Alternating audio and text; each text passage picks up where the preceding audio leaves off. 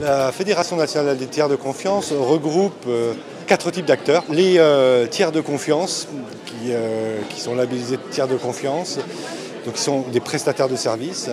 Les éditeurs de logiciels qui apportent des solutions de confiance.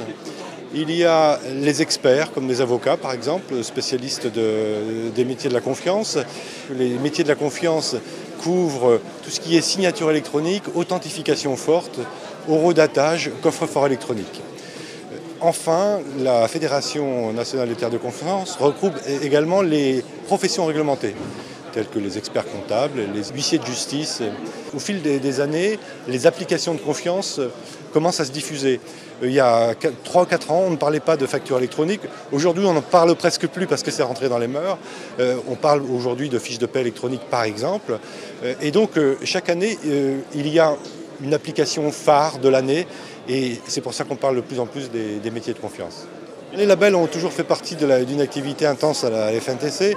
L'objet du label étant de donner un repère, une référence au marché lorsqu'une norme n'existe pas encore.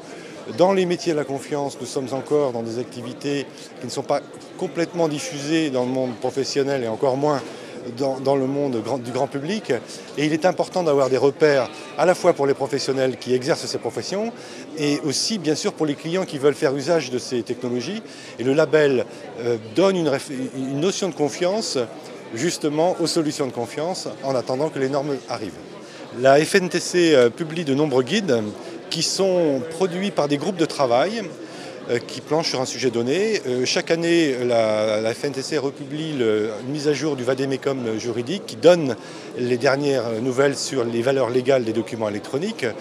Le dernier guide en date de la FNTC a porté sur l'interopérabilité des coffres-forts électroniques, qui est un sujet fondamental pour la réversibilité des données qui sont stockées dans les coffres. Si un acteur disparaît, si un client veut changer de coffre ou d'opérateur, il est important pour lui qu'il sache recouvrer ces données.